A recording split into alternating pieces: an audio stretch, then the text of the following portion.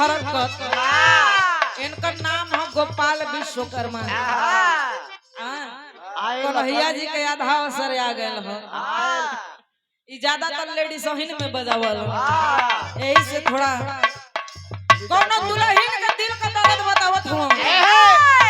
कोनो दुल्हन के मरद रहे चल घर परदेश दुल्हनिया जो हतबे नवरात्र बीतल दिवाली बीतल खिचड़ियों बीत गई यार होली निस्काइल हो दुल्हन कहत बे सैया ए हमार सोना ए हमार पोपो ई का मर्दे यो प्यारे होला। अच्छा ही बतावा तो के कहलिन पोपो आहो तो तू उनके का कहल हम कहिला ये जानू भैया समझ ले रहा आजकल का प्यार भी कई प्रकार का हो गल बा। बहुआ के पेड़े में फरेला। वो प्यार भी कई प्रकार का होला जैसे में कि माई बाबू का प्यार भाई बहन का प्यार देवर भौजाई का प्यार साड़ू सड़ुआइनी के प्यार ये तो बहुत भारी हो गई भाई। सड़ुआइनी के पहले जा आहो वो दुल्हन कहत बे राजा बतावा होली निस्काइल में लागत हो रंग उंगना लगी का लागी हो मर्दा कहे कि बताओ रुपया पैसा न कमाई तो घरे का खर्चा कैसे चली। लेकिन दुल्हन कहत है सैया ए हमार सोना देखाई रुपया पैसा सब दिन न काम दी कपारे पे होली हो तू घरे चलावा नहीं बाबू तोरे रो होली खेल शिकायत करत हो कहत हो कैसे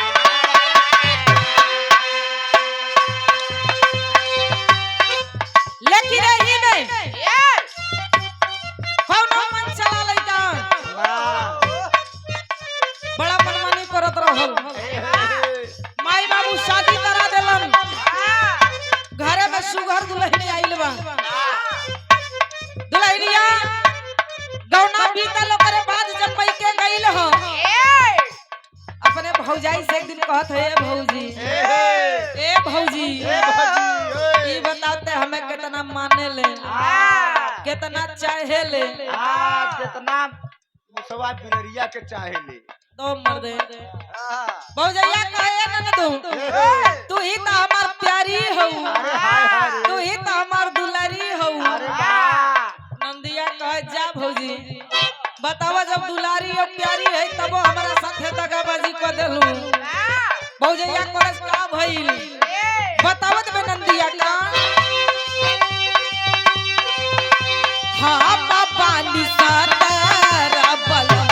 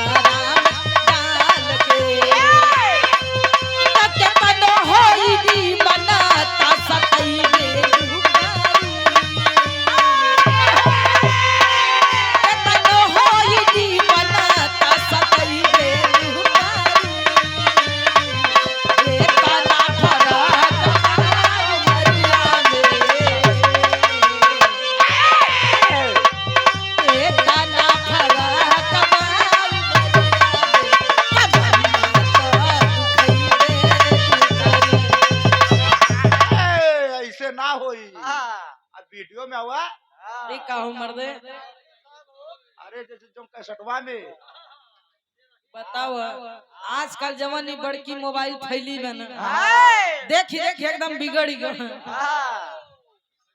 हिला के इतना जन बैठल है जब सब कर मन हुई तब न कि तोहरे कहे से हुई हिलाऊ लेकिन गिराऊ मत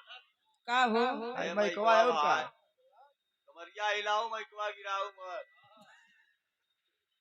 तई जब सब कर मन रही तब ना कहा आप लोगन का मन हो माता बहनी बैठल है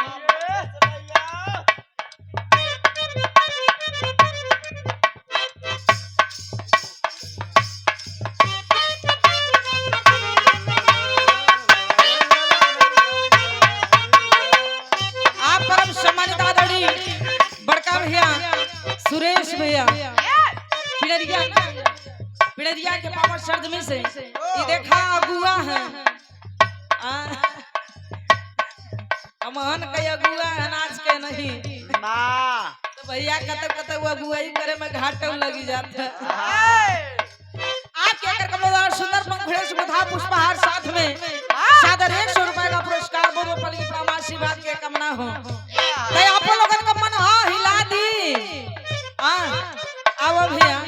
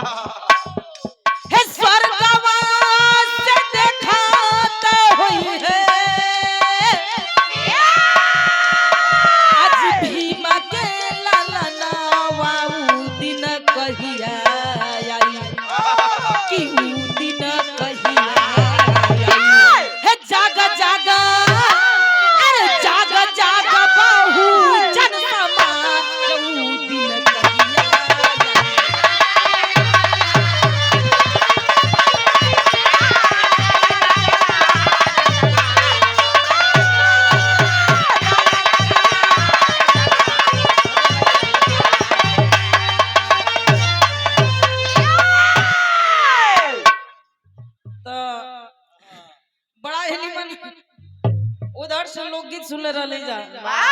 धुन तराना होला मौज मस्ती खातिर। तो आप लोगन के अगर इच्छा माता बहन बैठल है बबुआ कने प्रसन्न रहल बड़ा गाले पे हाथ धइ के बैठल हो या सोच में डूबल हो का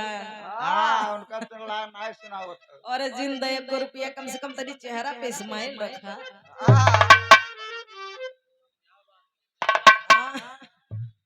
तो आप लोगन के इच्छा हो तो 2 लाइन सोहर सुना दी नहीं देखे हम और लोग की सुनाई सोहर गा दी 2 लाइन हो जा।